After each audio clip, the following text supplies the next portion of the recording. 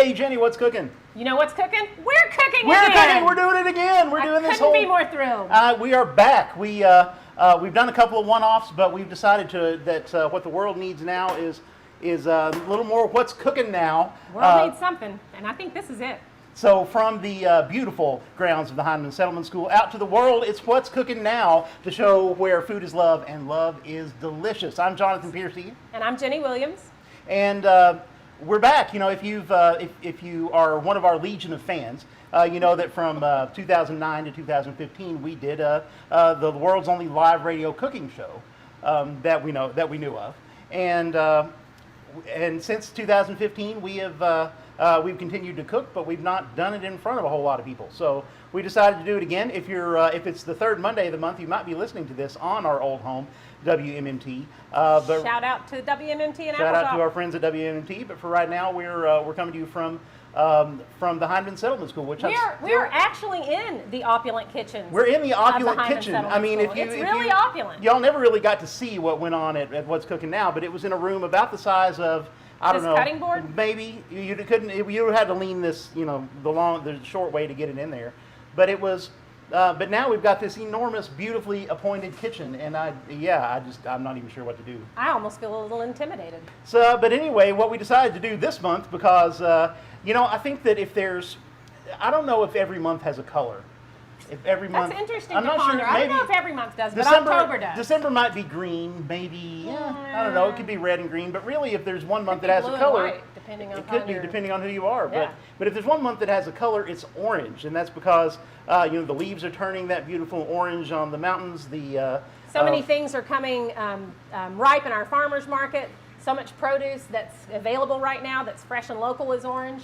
And we'll talk about some of our other favorite orange foods here in just a minute, but I'm going to start with maybe the quintessential orange food, carrots. That's right, Bugs Bunny's favorite, that we're going to make into a fancy dish. We're going to try to fancy this up a little bit. Now, this recipe I'm going to tell you comes from a guy named Yotam Ottolenghi. You can barely tell that you've gone through this. I've gone through this book a time or two. Actually, I have about 4 or 5 of his, and it's who is a chef who works in London. I have been to one of his places. They're sort of delis almost that he has for the most part. And this is and what I love about these books, and there's a book called Jerusalem that he and another writer wrote, whose name I can't come up with right now, that is probably one of my favorite cookbooks ever, period. That's a really cool cookbook. That Yeah. cookbook explores the way that two cultures who have historically been pitted against one another can Came come together and and do, really made it fascinating. So buy that book at Red Spotted Newt. yes, you could buy that at the Red Spotted Newt. Mandy would order that right up for She you. would. But this is plenty more. This is one of Ottolenghi's books. And what I love about Middle Eastern cuisine in general, and about Ottolenghi's books in particular, is they really take vegetables to great places. And they do that by not messing with them a whole lot. They might beat them up into a paste you can scoop up with a pita, but for the most part, they kind of let vegetables be vegetables. And so if I need a showstopper of a vegetable dish, I start digging through Ottolenghi's books. And I love that, because a lot of times, we have a lot of friends, both of us do, that are vegetarian, some who are vegan. And a lot of times when people try to cook for vegetarian people or vegan people, they try to do some sort of substitute, Like, what can I do that's not meat, that's substitute? But there are so many beautiful vegetables out there, and so many delicious plant-based proteins that don't pretend to be meat, that it's really nice to see them celebrate. I'm just outright offended by the tofurkey, frankly. I mean, I just think I that am this too. is wrong. This is just not okay. Anyway, I've got a saute pan over here that I'm going to hit with a little butter and some olive oil. The combination of the two. Oh, and that's hot. Let's get that off in there. Whoa, look at that. Live cooking, ladies and gentlemen. Oh, look at that. So Well, I didn't realize this was a flambe recipe. well, it wasn't. New pan? Let me grab you a new pan? Yeah, let's get a different pan. And a lid, maybe? I've got a lid. Where did I Okay. put the lid? Oh, there it is. Right up top, over where this is all burning. So, this is what happens when you're not used to cooking in a real kitchen with these big, powerful stoves. So, that was fun. Live cooking. I do that all the time on purpose, by the way, but doing it accidentally, not that often. Will this work? Beautifully. That's all I can find. Okay. Do over. Do over. You know, my children say that they know that I'm cooking when the smoke alarm goes off. Oh, and listen to that fume hood go. There's nothing dangerous cooks like me love more than a fume hood. Takes me back to chemistry. So, why are you using olive oil and butter? Well, because the butter, as you might see, can burn sometimes. And you don't really want it to burn. So that'll take a minute to get hot. But I've just got some butter and some olive oil, and I'm going to add my carrots to this. I'm going to let that... and you've just got your carrots just sliced. They're not particularly... Yeah, these aren't... I've not gone really hardcore about slicing these because I'm going to put these in the food processor in a little while. So it doesn't really matter how that they'll cook, right? Yeah, it doesn't really matter how they look now. But I'm going to throw these in here and give them 5 or 10 minutes of sauteing. And I'm going to add a little... I'll go ahead and do that. So let's get those in there. And I'm going to add a little sugar to those because... And this is... Is that salt? Yes. Here's the sugar. My wife Tamara, who makes me function. So I'm going to add some sugar to this. This wasn't actually an Ottolenghi's recipe, but we tried this last night, and I thought it needed something. And I think maybe what it needed was sugar, because the kind of carrots that if you're a famous London chef, you can probably get really fantastic carrots.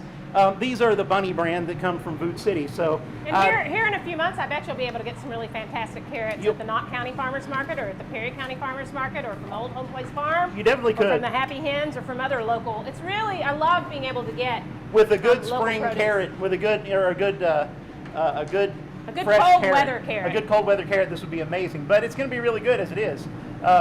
So I'm going to get those going, and I'm going to cook these for 5 or 10 minutes until they get soft, and then I'm going to let them braise for a while, and we'll talk for a minute about what a braise is. So we'll get those going. Tam, if you would keep an eye on those, that would be great. And Jenny, what have you got going for us tonight? Well, Jonathan, this must be the night for us to have mishaps. You caught a pan on fire. My signature dish, or the key thing I wanted to make tonight, is Schmaetzel. And to make Schmaetzel's a German noodle, and it's super easy to make. It's just eggs and flour and milk. And it's typically made with a Schmaetzel maker, which looks kind of like a cheese grater, but it's not sharp, and it has a little plastic. Mine has a little plastic box, and you scoop the dough, which is fairly like a little thicker than a cake mix, and then you slide it across, and little pieces of the dough come out into the boiling water, and they cook kind of quickly, and then you scoop them up, and you either saute them or you put them in a dish with some butter to bake later. So I love Schmaetzel because I love all the carbs, especially as the weather starts turning colder. And I love any kind of pasta, and this is a kind of pasta. You can also traditionally, you always read, when you read about how to make Schmaetzel, you always read you can use a colander and push it through the holes. I have never had any luck doing that. Yeah, I've never had a colander that had the right size holes. Me either. Yeah, so it just really, you need a Schmaetzel maker, which is pretty widely available from cooking stores, and there's one in my kitchen at home in Hazard. Not here because I forgot it. I packed everything up. It's been that kind of day, folks. It's been that kind of day, and I forgot my Schmaetzel maker. But that's okay. I tried a couple of other things. I tried pushing it through a couple of things, and what I finally ended up doing was thinning out the dough just a little bit more, and just sort of drizzling it into the water. And that is another kind of noodle that is called something, and I can't remember what it's called. So if you're out there at home, if you want to Google that and find that out, it's another kind of more rustic German noodle that's literally, and I think the word has something to do with drizzle, that's literally like you drizzle it off a spoon like this. So I did that, and I'm going to sort of hold this up, and I've got it in a buttered dish, and I've tossed it with some butter, and I have taken some Emmentaler cheese. To be honest, I wanted Gruyere, but I couldn't find it at the grocery store. So I've got some Emmentaler cheese, and I just have this cubed up, and I'm just going to add this to it. And then, and I'm going to add a lot of cheese to it because I really like it. And that cheese, I really like it cubed up like this instead of grated, because then you get sort of these little delicious bites of cheese. And I'm going to mix that in, and then I'm going to top it with a little topping. I'm going to use panko. And I'm going to use this product that our old partner, Trisha Watts, who did What's Cooking with us, What's Cooking Now for many years. We love you, Trisha. She's listening. We love you, Trisha. She's listening. And be sure you tune in December when we expect to have Trisha as a special guest. But Trisha was talking about this Sensoy chili crisp. This is a small boutique company in Cincinnati that makes soy sauce and chili crisp and I think a few other things. And it's really good. And, of course, when Trisha tells me to do something, I do it immediately. And she said, you need to buy this, it's really good. And even though I have 3 other jars of different kinds of chili crisp in my refrigerator, because I'm kind of obsessed with it right now, I really love the flavor that it gives to things, I bought one. So what I'm going to do is I'm just going to take some of this chili crisp, and if you look at it, I don't know that I can show you this. One of the things I love about this particular brand is that there's a lot of oil at the top. because sometimes when you use this, you just want to use the oil. Now I'm going to dig down in and get the actual Crispy part. beautiful, crispy, sludgy part. So it's got some Szechuan peppers and some other peppers. And I'm going to just Some do garlic and other things, yeah. garlic. It's this beautiful color, close to orange. I didn't hit orange as well as Jonathan did, but it's really delicious. And then I'm just going to mix it with some panko. By the time you mix it with the yellow cheese, it'll be orange. Well, And- yeah, that's true. Panko, of course, is this big crispy breadcrumbs made in a Japanese process that stay nice and crunchy. Yeah, I really like them because they stay so nice and crunchy. Yep. And then I'm going to hit it with a little of, I feel like I'm just selling stuff tonight from different brands, but the truth is that it really means a lot to me to be able to buy food from people that I know and love. It really means a lot to me that I got this delicata squash from Old Home Place Farm over in Oneida. And it really means a lot to me that I got these herbs by lurking around in my neighbors' backyards and picking them. Thanks to you, Jan Maggard, and Lauren Asher, and Lori Helfrich at Mother Good Counsel Catholic Church. I stole herbs from all three of your backyards today. And I just like having food from people I know. And so one of the things I love about Hindman Settlement School is all the stuff they have right now. So I've never been like a seasoning blend person, but somebody gave me a jar this couple of years ago, and I'm kind of addicted to it, and I go through it pretty fast. So you can get that on their website along with all these really great gift boxes that they have. But I'm going to hit this topping with a little bit of it, just to season it up. And I also have a little bit actually in the Schmaetzel batter.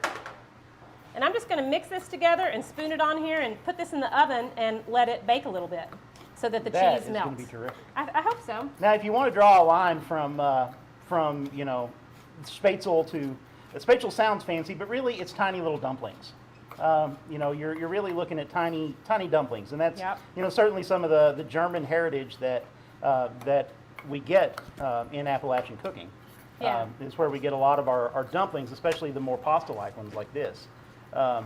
And that's definitely a line that's drawn straight. I think this would not be too unfamiliar to most people.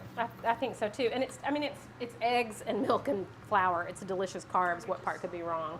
Yeah, just soften a little. So Jonathan, what are some other orange foods that you have here to 'cause celebrate? This is something that I've discussed with some of my chef friends, that in general, I just love orange food in general. Most things that there are so many orange foods that I truly love, and that's, there's always the orange, just the regular old course. orange, Sure. which is terrific. There's a whole snack chip, universe of orange foods. There's your nacho cheese Doritos, which are just delicious. Objectively, there are Cheetos. I'm a big fan of Cheetos. You know what I really love, and they've started making them again, are the Planters cheese balls that are in an aluminum can. Yes. I remember my grandfather having those in his house, and the only problem is that the aluminum can is a single serving. If you open it up, there's only one serving. Well, in that can. but you just got to eat it alone. Yeah, I mean that's it doesn't matter how many. It doesn't say one serving, but and then there are orange candies. There's orange slices, I which love those. I love these. I'm I gonna can eat eat one right them. now. I can eat these for days. They're so And good. they're just delicious. And they're so pretty. And then there's just that bright neon orange. And then there's I thought I had to I'm bring not these making up. this face at this. Yeah, surface peanuts. Are those even food? I mean, for some definition, Theoretically. they are food. I mean, you can eat them. Here's the weird thing. Well, you can eat anything once. I mean, if They're you non-toxic. should have eaten that whole orange slice at once. Not on camera. Live cooking. This is one of those things I get a craving for like once every 5 years or so. And then I eat one and I'm like, okay, I'm I'm done. gonna try it. Make a try of my water. Oh my god, it's like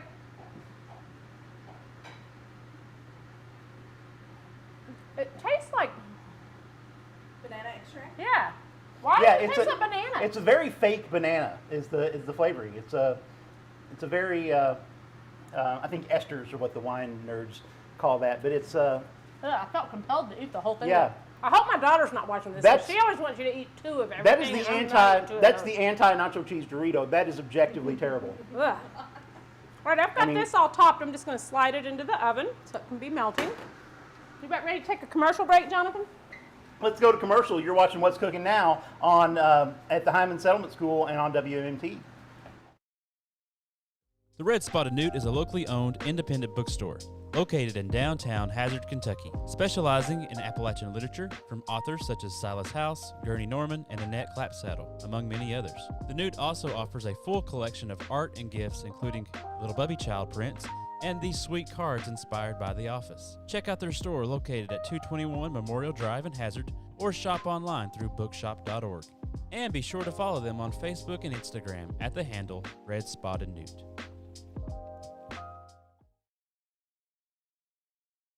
Hey, we're back.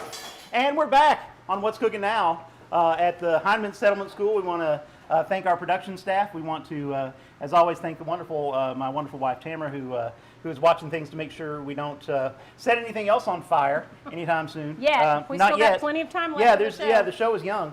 So let's see how these carrots look. Let's come over here. So Tam's been stirring these up. And they don't need to get soft. We're still going to braise these. I mean, they're soft enough to dent with a fingernail, so they're Yeah. probably okay. I think they're probably okay. I think, so what we're going to do, Now, why are you sauteing and braising these, John? well, I think we're sauteing just to add a little flavor, Okay. to add, just build a little flavor on those. So the sugar's going to kind of caramelize. Sugar's going to caramelize a little bit and just get a little, you don't need a lot of color on them. And remember, if you are going to go with this, remember that these go from no color at all to being burned in about a millisecond. So just And be the careful. sweeter your carrots are, Yeah, the especially sweeter when you your add sugar carrots to it. are, the more they do Yeah. that. And you never know how sweet they're going to be from Until you bite them. until But you. I'm gonna yeah. what I'm gonna do is braise these carrots because what I want to do is I'm gonna cook them wet. So I've got about a cup of vegetable stock here. You could use chicken stock. You could probably use water if you wanted to. I use vegetable stock because I wanted to keep this vegetarian. Could you use wine or something like that? You could possibly Pretty use much anything that's got flavor anything to it. liquid, any flavorful liquid you could use. So I'm gonna add that, and then I'm going to turn that down just a touch, and I'm going to take the lid now that the danger is passed over here. You need help with anything? Thank you. And hey, fires happen in the kitchen, y'all. They really do. You know, you've got to be prepared for it, and just put a lid on it, and be done. But I'm going to let these go for about 20 minutes. I'm going to let those braise, and when you're braising, you're talking about cooking in a small amount of liquid. You're not boiling. You're not putting it, all into the. But I'm also, in this case, I'm sort of what I call braising away, which I'm going to be braising this liquid off. I've got this lid on, but it doesn't fit perfectly, so you're going to have some steam escaping, and that's fine. We really want most of this liquid to go away, and that's going to soften those carrots up and make them all beautiful. It smells fabulous. It's smelling pretty great so far. So you're getting some squash going over here. So I'm getting some squash going, and I also have some red grapes.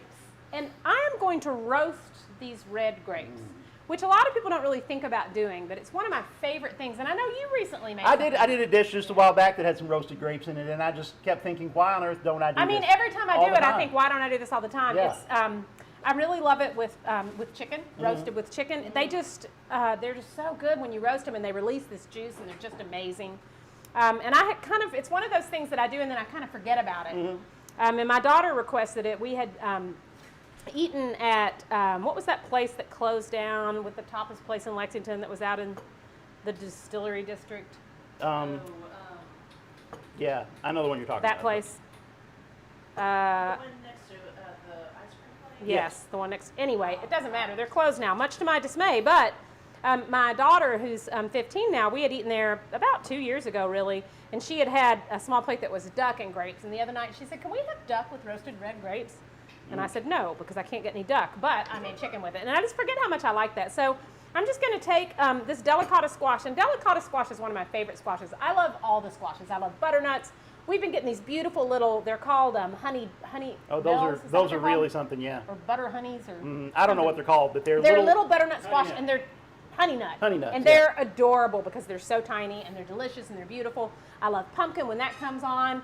I love all the squashes, but I have to say that I love the delicata squash because you can eat the skin, which means I don't have to peel it because I'm really a fairly lazy cook. So I'm going to take this delicata squash, and I'm also going to take these grapes, and I'm going to roast them, and they're going to go on a salad a little later. And I'm just going to do this super simply because I have a dressing that I'll talk about later that's really flavorful. So I'm just going to use just a little olive oil and a little salt and pepper on this, and that's it. And I'm just going to roast them off in the oven until they're a little browned and caramelized, and they're going to go on top of a kale salad. Keep it simple. I like it. Yeah. So just cutting those into half moons. So I'm cutting them in. Yeah, I cut it in half, and I scraped out the seeds, which you can save to roast later. I won't because I'll never. They'll just do things on my They'll counter. sit there on the counter, and I'll never Yeah. get roasted. But if you're No. one of those people who actually does stuff you intend to do, Yeah, and I'm just gonna toss them, and they're really pretty little shapes, Mm-hmm. and they do brown up nicely. So I love these, and they're pretty. I think these colors are going to be pretty together against the green. thanks to all the people out there commenting. Our friend Trisha, our third host, has already commented that the fire reminded her of her wedding ceremony, her wedding reception, where I set a pig on fire. It was fabulous. It was it was one of the scariest moments of my life.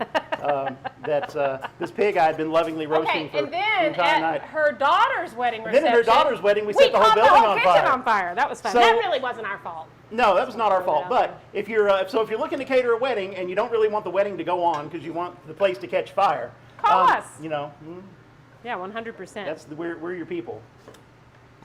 But thank you all for commenting and watching and telling your friends. We'll be reestablishing our social media presence and all that, and making sure that we're getting the word out to the world that What's Cooking Now is back. Cookin' Now is back. That we are doing our thing again. Drop a line on the Hindman Settlement Schools Facebook page or on the What's Cooking Now Facebook page, and let us know what you'd like to see us cook. Let us know what you'd like to see come up in future shows. Absolutely, and we're hoping to get a bunch of great guests in to join us over the course of the year. So all you great food people, if you want to come and join us on What's Cooking Now, we'd love to have you. And Hit this with a little olive oil. I think I'm going to go ahead and make my sauce because this is easy. So what I've got here is is some plain yogurt, plain Greek yogurt. This is one of the staples. This is one of those things that I've started to see as a staple in my kitchen, just because it is so incredibly easy to make a great sauce with it. Really, I need a lemon. Need one of the, if there's still a whole lemon. Because I keep this around because you can just really just stir stuff into it. One of my favorite things is to stir like a smoked paprika into it, and a little bit of garlic. But sometimes it can be even simpler than that. I'm going to add just a touch of lemon juice to this. We've already prepared. This is lemon juice that was squeezed earlier today, never ever from a bottle. And I'm going to zest this lemon, add a little bit of lemon zest to this sauce. I love lemon zest. Lemon zest is one of those things that kind of opens the world up because you don't realize how much flavor is in that peel. It's just in that peel, and and this is a microplane grater, and this is the best tool to do this with because you really just get you just want the very outer part because the part inside is much more bitter. It's a lot more bitter. And sometimes I'll take a vegetable peeler, like a carrot peeler, and I'll just peel off that rind, and then I've got it in sort of strips, and I'll use it in things. Like I made a pesto that I'm going to use with this dish in a little bit, and I did that. Yep. So I've added a little bit of salt to that, and I'm just going to stir it up. And that's it. That's how easy it is to make a sauce when you've got plain yogurt on hand. So this will go with my carrots when they get done in a little while. See, that was quick. That was easy. Quick. That was so quick and very easy. I'm truly shocked, Jenny. You're making a salad. Because I love salads. They're my favorite thing, and you can put anything on them. This is some baby kale that I actually got at the grocery store, but I'm super excited because everybody's winter greens are starting to come on, and I could eat kale every day of the week, twice a day. So I'm just going to do a super simple salad with this. Like I said, I've got the delicata squash and the grapes are roasting in the oven now, and those will go on this. And then I'm also going to add some apricots, mostly because I felt intimidated because my meal wasn't orange enough. Jonathan said we should think of something orange. And so I added these, but also because I think that little bit of sweetness will be really good. And then I made a dressing, and like Jonathan said, it's really easy to keep some plain yogurt in your kitchen and make delicious sauces with it. I feel that way about dressings. I really don't like to buy dressings. They always, even really good like organic ones or ones that don't have added ingredients, they always just taste a little off to me.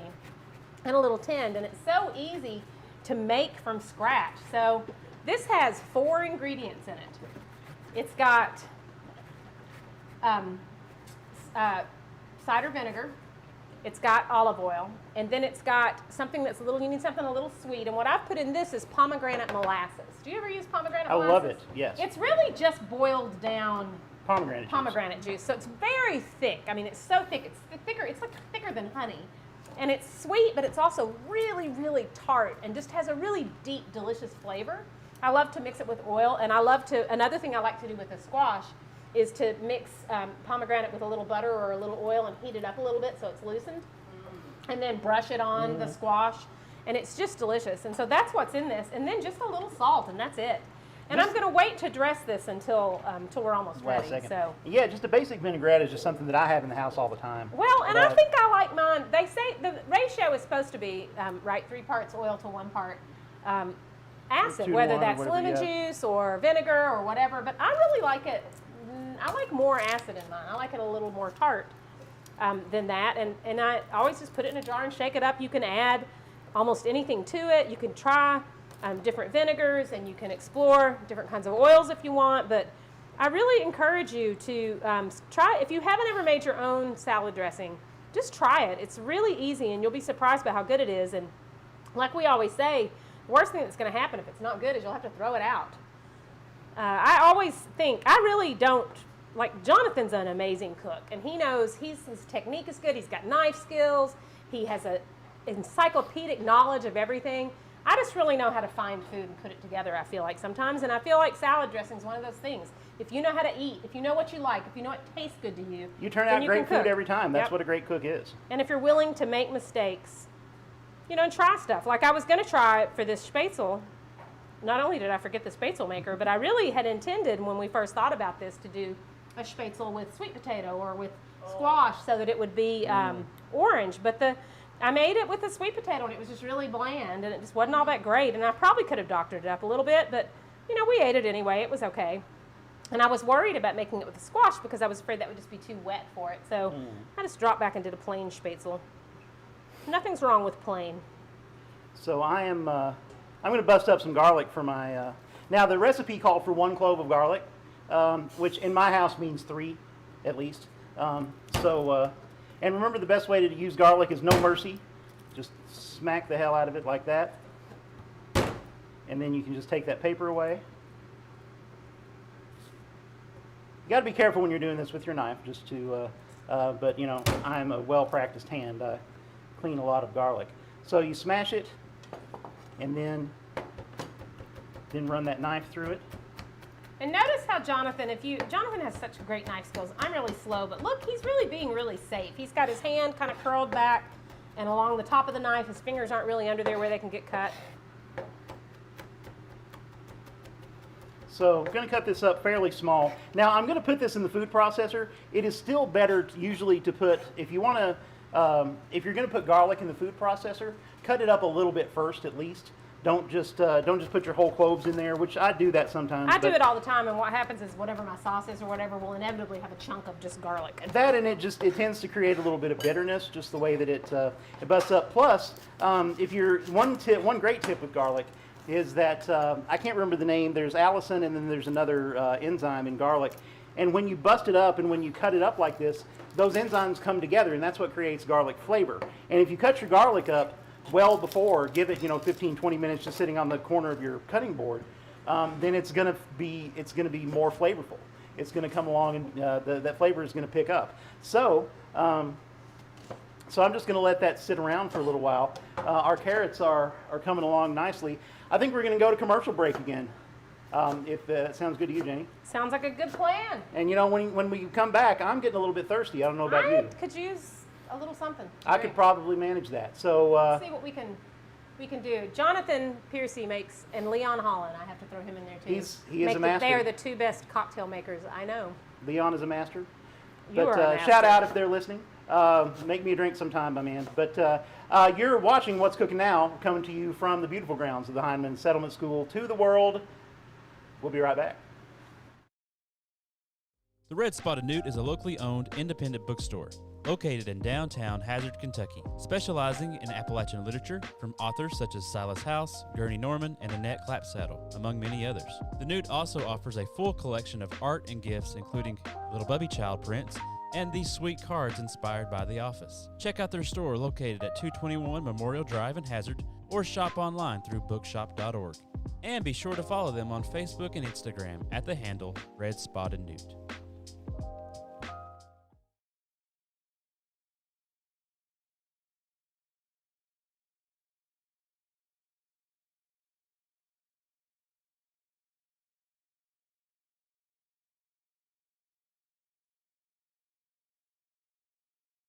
We should be good.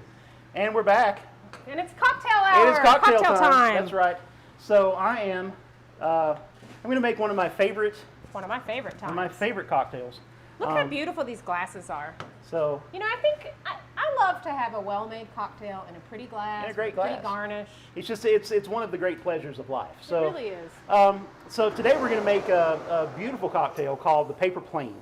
I want to give a shout out to the folks at Meta in Louisville, a fantastic cocktail bar that when I was there recently, they made me one of these and reminded me how much I love this cocktail.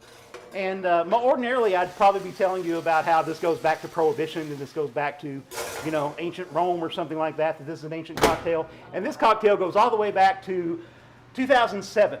So this is not an ancient, this is more of a modern classic. Though it has come along to be a classic. It was made for a bar called the Violet Hour in Chicago. And believe it or not, if, I know when I said the Paper Plane, a lot of you got the MIA song stuck in your head. I know I certainly do every time I make one. But the cocktail was named after the song. Really? Because it was whoever invented it was listening to that song at the time.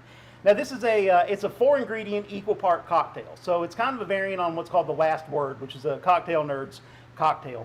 But it shares no ingredients with this, but it shares the fact that there are 4 equal parts ingredients. And I'm going to, so this one starts with bourbon. I've got some very good bourbon here, some Knob Creek single barrel. I like a higher proof bourbon for cocktails. Usually I'll at least go with 100 proof. And I'm going to put, I'm going to make 2 of these to start with. So I'll go with about 2 ounces of bourbon.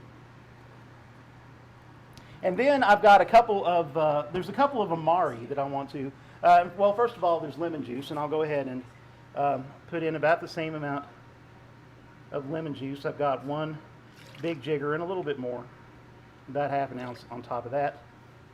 A couple of Amari, and I got a glass so we could just taste these individually. So I've recently been exploring Amaros, thanks to our good friend Kristen Smith from the Wrigley Tap Room, who turned me on to them. Exactly. And I really like them.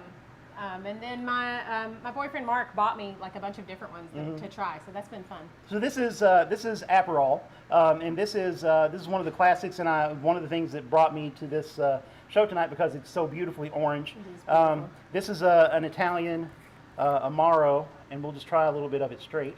And Aperol spritzes are very... Aperol spritzes are big. I really like what's called, when you take an Aperol spritz and add some white wine, that's called the bicicleta or the bicycle. How have I never had this? Yeah, that's a really popular Could before you do dinner that with drinking. any Amaro? Yeah, sure. I think Campari is also popular. I love Campari. Campari. It's I similar. think of Aperol and Campari as being like Catholics and Episcopalians. That they're very similar. Is that the Campari the Catholic? I think the Campari is the Catholic because it's a little bit more bitter. It's a little harsher, but Aperol is more round. It's more orange. That's really good. Yeah, it's got more fruit to it. That's delicious. But it's very good. And I'm going to so I'm going to add again about the same amount of that. You know, when I cook, I tend not to measure, and I think that's why my cocktails always suck, because it's really important, I think. Cocktails are all about the ratio. They really are, and I'm really not good are. at hitting that ratio with cocktails. And but so you got to be careful about the ratio. And then here's the one that's a little bit exotic in this one, which is called Amaro Nonino. And this is an Italian, another Italian liqueur. It's made from grappa and infused with herbs. Let me get another glass so we can try this. Or Yeah, rinse this well, one. yeah, we'll get a clean glass. But this is made. It's made from grappa, which is an Italian liqueur. It's this one's a little bit harder to find, but in most well-stocked grocery stores, liquor stores, you'll come across it. We live in the age of being able to get booze mailed to us You can get now, booze on the finally. internet, which is one of those things I've tried not to convince myself is true, because I'm afraid as soon as I realize that's true, it is all over. It is just over for me. I'm gonna be living under a bridge somewhere. Well, you know, if we had more choice locally. Oh, that smells so good. It's got kind of a honey and herb and just really complex. That's really good. Yeah, I get a lot of caramel, and there's a fair bit of citrus in there too. So again, about the same amount. It's almost peppery. Yeah. It's really good. So 4 ingredients, Excuse me. and now I'm going to add lots of ice. My shaker. This is a cocktail that has, you know, which cocktails do you stir and which do you shake? Generally, you'll shake a cocktail if it has citrus in it. Otherwise, you should stir it. Now, there's a very specific way that this cocktail should be shaken, and I really want our viewers to pay attention to Jonathan as he does this. All right, So, as always, the Boston shaker over the shoulder. Shake it like you mean it. That's the specific way. You got to shake it like your life depends on it. So, crack it.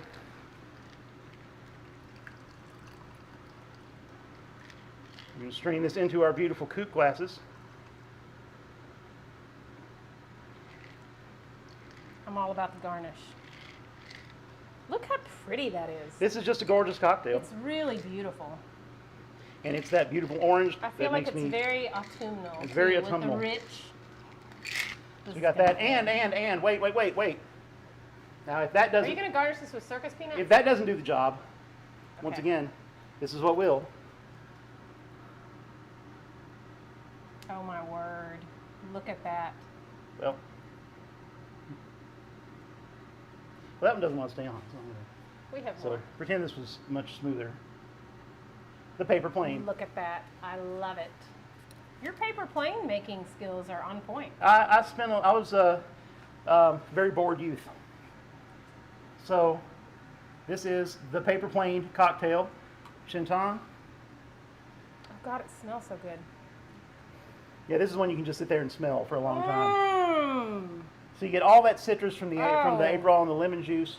It's amazing to me, having tasted the Aperol and the Amaro, and how good those were, and how rich and complex, how much brighter this is. The lemon juice really kicks it up, and then the bourbon kind of gives a little low note. That's delicious. I'm a fan. This is one of my favorites. It's one of my favorites now too. I think that is really, really good. Well, if any of the other tasters want to try a sip of our beverage, then we'll That is really good. pass it along to the production crew. That is absolutely delicious. So what do you got working over there, Jen? All right, so I've pulled my, I'm about ready to start serving stuff up, but I've pulled my Schmaetzel out to let it rest. The cheese is melted, the crisp is crisped on the top. And I'm gonna serve this in a little bit. I'm gonna pull my hot vegetables out, and I really like it, especially with kale and other sort of heavy greens. I really like to put hot things on them so that they sort of wilt down a little bit. I just think it makes for kind of a nice salad. And so It's your kilt salad idea. sort of, yeah. So I'm going to go ahead and I'm going to dress it a little bit. Are there tongs someplace handy? Would you mind? Thank I you. had some out. I don't know what I did with them. I'm just going to dress it very, very lightly because I'm going to dress a little bit more when I get stuff on it. But I just want to toss and I'll taste that and see what you think. It's, like I said, I like it to be pretty citrusy or pretty vinegary. Even if So we're on it's- on camera, can I just use my silver tasting spoon? We're not It is. cooking for a bunch of people. I was very concerned about being on camera, and I like it. Yeah, you like it? So you can taste that little bit of the pomegranate kind of coming through it there. And I'm just going to pull out these hot vegetables or these and fruit, and you can see they've started to caramelize and turn a little bit brown, and they've released this wonderful juice. And I'm just that gonna looks so good.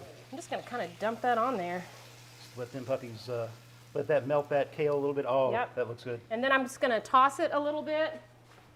I'll just sit this back in here for now. And it's just going to kind of just wilt a little bit. And I'm going to let these flavors meld. Yeah.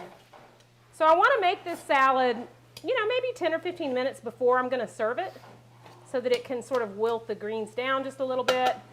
I'm going to add my apricots, which I've cut into quarters.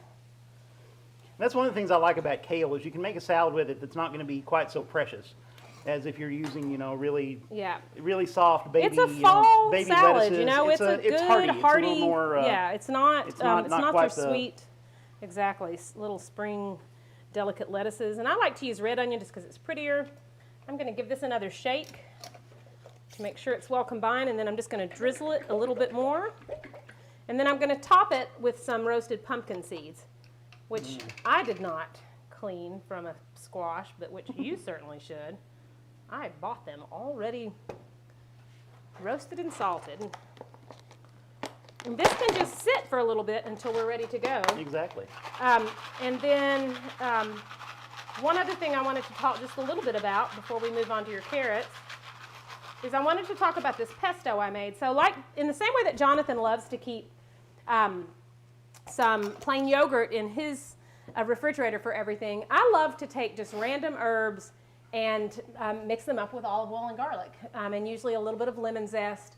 And you can really do this with almost any herbs. And what I always say about this is that if it smells good, it's probably going to taste good. So I really had intended to make a sage pesto. And sage pesto was inspired in me by Jonathan one time when we were doing a cooking show. We did over at Apple Shop, and we did a postmodern Thanksgiving, and we sort of deconstructed classic Thanksgiving dishes. And one of the things that Jonathan made, he took these turkey breasts and he sliced them very thin and pounded them, and he made these turkey cutlets, these breaded turkey cutlets. And with that, he served this sage pesto that blew my mind. And you know, that's one of the things I love when I go out and eat someplace, or when I eat with somebody who's a great cook like you, is when you get something that's just such a different idea to you, and it tastes so different that it's just unexpected. You know, it's not something that you've had before. It's not something that it's just so different. And that was a really new idea to me. I'd been making pesto for years, of course, and I'd been doing things with herbs for years, but I'd never really thought about doing it with sage, because sage to me was just somehow tied, you know, to stuffing or to dressing or to those things we use it for. And so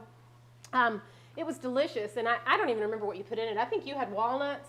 Probably, I usually use walnuts in pesto. And Yeah. you really have to, with sage, because it's pretty strong, you really have to have parsley. I think you had walnuts and parsley and garlic, and I think you put cheese in yours. Yeah, and that's always it's always a way to tone your pesto down a little bit, is with a little parsley, if And- you think the herbs are going to be too much. And so what I did for this, I really was going to make a sage pesto to go with this, but when I was traipsing through my neighbors' backyards, I saw some beautiful little thyme in Lauren Asher's backyard, and 3 of my neighbors had rosemary. I stole a little bit from all 3 because I wanted to be equal opportunity. I also stole sage from all 3, and I have a question for you and for our listeners.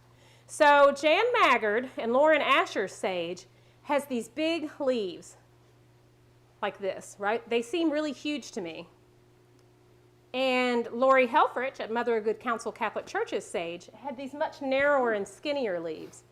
And I can't really tell the difference. They seem a little different to me maybe, so let me just pluck off a leaf and you guys see if you think. Probably different varieties, but... I tried to Google it a little bit, but I didn't really have time to Google it as much as I want. But of course, as we know, we've got parsley, sage, rosemary, and thyme. So if anyone wants to break out into song and sing the Simon and Garfunkel song, Go for it. Go for it. I wish Jonathan had his ukulele here. Sort of. Yeah, I thought so too. So I used a little bit of both because I just wasn't sure. And if you know the difference between these 2 sages and which one might be better for various things, let us know. But I whirred mine up. I did not put cheese in it because I really wanted it to be a drizzle.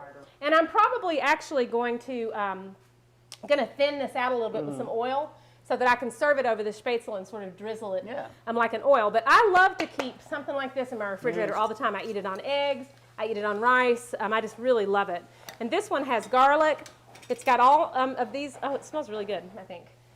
It's got garlic, and then I took the zest of an entire lemon that I just peeled off with a peeler, and I chopped a little garlic, and I just put all this in my, my little small immersion blender food processor, and so that's going to go over the Schmaetzel to make this beautiful plate.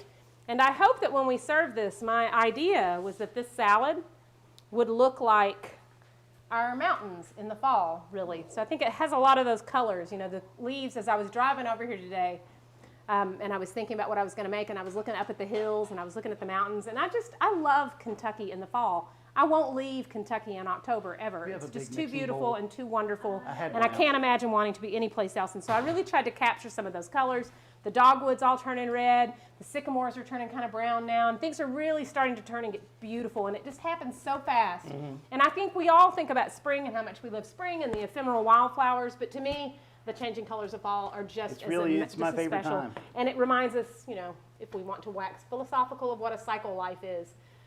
So that's my salad, and I'm ready to go. Let's see what else you got. And I'll just say that there's a great cookbook that I have by Vivian Howard, who's a great North Carolina chef. And it's called "This Will Make It Taste Good," and it's all about making some sort of condiments and other things. And there was something in there called "Little Green Dress" that Jonathan's made that for me before, and it's incredible. This is a fairly complicated green sauce. It's got parsley and mint and Castelvetrano olives and anchovies. It's and so good. just a whole lot of things, and it's so good, and it's good on everything. Jonathan and Tamara served it on raw oysters. And that was something amazing. Yeah. So we're going to come over here to our carrots. I think that we're good. So let's get a look at those carrots. So they're nice, and they've got a little bit of color on them, not too much, but and they've softened up nicely. So those look perfect. So I'm going to move these over here to my food processor.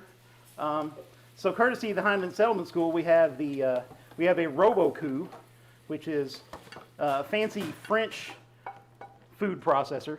Yeah, get a load of that food processor. Just how big the weren't those like the first food processors? I think these are the Jonathan? I feel original. like I remember reading about them in like a Julia Child. These are the biography or original something. food processors, and they are. And you get a load of that base and how gigantic that base is, because that means this sucker's got. That is not like the disposable lightweight plastic things that This we sucker get has now. power, and I'm going to go ahead and add my garlic to that, and I've added a little salt as well. And yeah, I'll tell you the other thing that I like about this puppy is that this it has the controls on it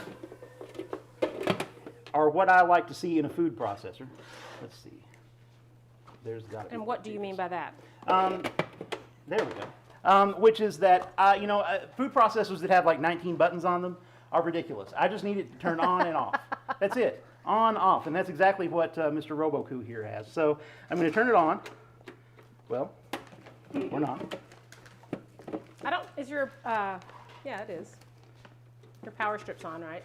I think so. Maybe I'm not. You've got the safety latch on there. Yeah, it's got to be. That's the only thing about it is it does have to be in just exactly right, I suppose.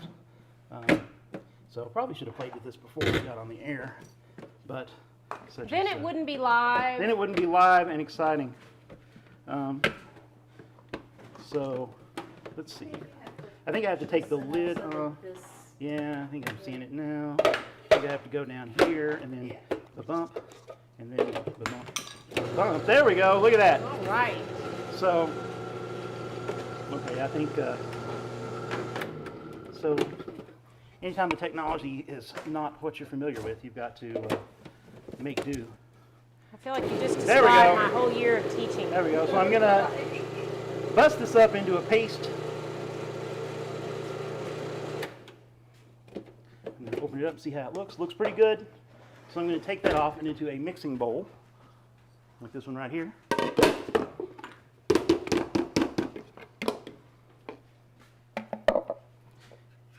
And That's really beautiful. it is beautiful, so nice and orange there. And I'm going to doctor this up. I'm going to, let's see, I need a big... You know, we tend to only eat carrots raw, I think, a lot of Yeah. times, or in salads, and they're so good cooked. I really love them. I love Yeah. them I love them sauteed with like a little bit of cumin. And I like them spicy. My daughter makes really good carrots when she does sriracha and cumin and a little bit of honey and a little bit of butter. And there's so much more to them than we think. So one of the things I'm adding to this is some harissa. If you're not familiar with harissa, it's a North African chili paste. It's from Tunisia. I love it. I've become obsessed with it recently and have been using it a lot. And I went to buy some when I was in Lexington because I wanted to make a harissa stew at Good Foods, and they didn't have the paste. They had a dried powder, which I thought was weird. It was good, but not the same. But if we have anybody out there who's familiar with North African cooking who makes this from scratch, I look at recipes all the time, and I feel like I've only had the jarred version, and I'd like to know. I would like to see how it is from scratch. Yeah. I mean, this came from such an exotic locale as Trader Joe's. That's where mine came from, too. So it is, but it is good But it's stuff. good. It's really good, and it's good. It's another one of those things that's really nice to have in your refrigerator. Anytime that I reach for sriracha a lot, of course, like most of us do, but it's really good. Anytime you think you're going to reach for sriracha, it's just got a little fuller flavor. Yeah. It's really delicious. It is good on everything. It's good on eggs. It's good just mixed with rice. It's good So on meats. I've added a little bit of lemon. I've checked my recipe. I'm going to add a little bit of lemon juice. I've added some zest. So you've got orange zest and lemon zest. And harissa. And harissa. And then I've added a juice. little lemon juice. And of course, I added garlic to that. So I'm just going to mix that up. Now, how do we eat this? Well, I'll show you. That's the part I like, is the eating part. So I'm going to mix that up nicely. And then we've got I've got a serving plate.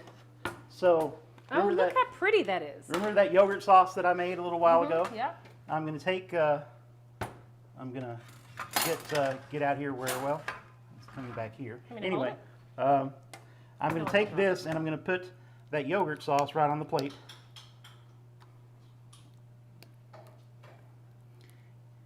And I'm going to sort of smear that around. This looks fabulous.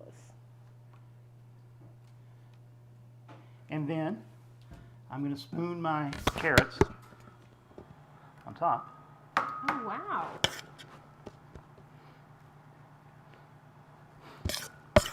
That smells. I hope that everyone out there across the internet can get this smell. I'm just going to kind of wave it towards the... And I'm going to be kind of gentle. I don't want to really mix it with the yogurt. I'd like it to... So you're just sort of leave it spooning it on top Sort of of spooning it on and spreading a little bit. it. And I love the way that these are really smashed. They're not processed. Like, Yeah. it's not smooth. I've not made a really smooth paste, just So made kind of you a coarse probably paste. could do this just with a potato masher. You or probably something could if really you, wanted yeah. to, couldn't I you? mean, that wouldn't. I mean, that's probably how your. You know how what I you use grate- instead of a potato masher? I use a jar because I don't have a potato masher. And I got one once and it just caught up on everything in the drawer and it was just a pain in the ass and I got mad and threw it away. And then the last thing I'm going to add to this is some pistachios. One of my favorite things in the world. We've got some that I'm going to just. These are just the unshelled look how kind. pretty this I'm is. just going to sprinkle those on top. The shelled kind would kind of be hard for diners, I imagine. That would be tough. A little bit more complicated, or certainly more time than I have. That one fell off. So we'll just spread those out. And That is beautiful.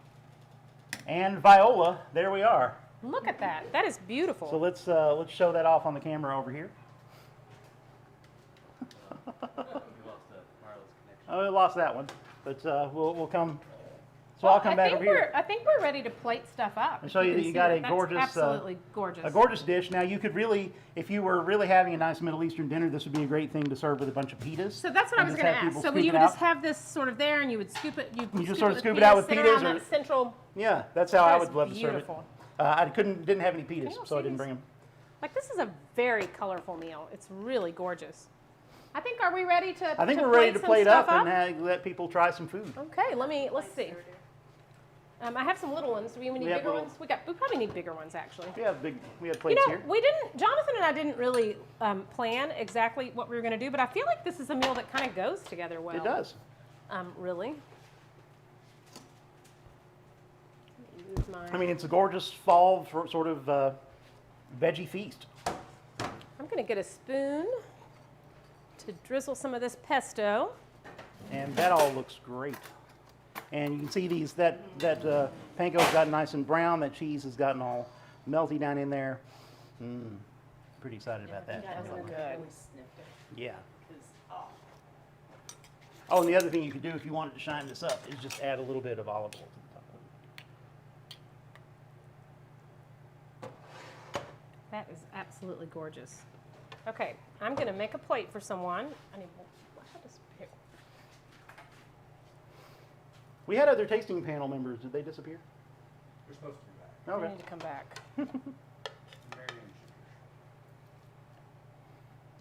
So that has come out beautifully. It has. And that Schmaetzel did not take you a long time to make. It really didn't. If I had had my Schmaetzel maker, it wouldn't have taken any time at all. And it's one of the reasons why I love it. I love to make pasta, but sometimes that can be a little, it's a little bit of a production. And Schmaetzel, you can really have it ready, especially if you've got like a stand mixer to mix the dough. You can have it ready really fast. I'm trying to get more pistachios on there.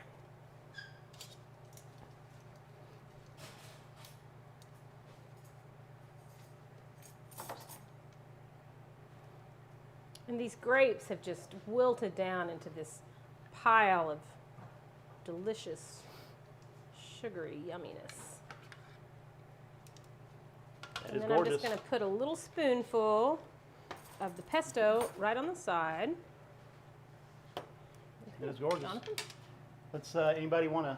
Well, let's. I'll have a taste first, and we'll pass it out to everybody. I'll taste with you.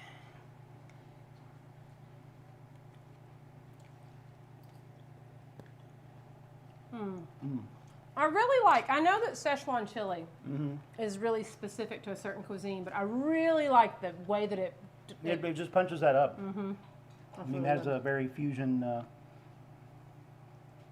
application for it, but. oh my God, that is so good. So again, Oh, this I is- can't wait to make this. I want to make this. I want to make this carrot thing the next time I have to go to a party and serve it like as a dip with a bunch Yeah, of with a peanut bunch of butter around peas. it. That's really good. That is so good. That cannot harissa has just enough spice. It's really, really delicious. punches through. And I love the way the kale has sort of wilted. Oh, that squash is so good. That's really Those good. grapes. That really brings out the sweetness of the grapes, and it's just just stunning. This has me wondering what it would be like to do roasted grapes with a harissa braised chicken. I don't think that I'm would gonna be have to try it. objectionable at Yeah, all. I think that's I gonna think have to happen. I could get behind that. I think I could too. This is really good. Thanks to all of you who've That's watched and amazing. commented and had nice things to say. Those of you who had mean things to say, I assume there are probably some of you, and you all can Surely get they bent. didn't say them here. It's just the easy, the quickest way to say it. But I'll just say, you've been watching What's Cooking Now, which is the show where food is love and love is delicious. Here at the Hindman Settlement School, thanks to the Kentucky Humanities Council, thanks to our fantastic production crew, and as always, Tamara, our kitchen manager and lifesaver in so many ways. Absolutely. And shout out to WMMT, who will be airing this on the third Monday of the month. of the month. So hopefully people will be able to tune in and listen to it there. And you won't be able to see the flames that happened earlier, but you'll feel the flames You'll in feel your it. heart. You'll feel it. Absolutely. So yeah. Jenny, until next time, Feed the ones you love and love the ones you feed. take care, y'all. Cheers.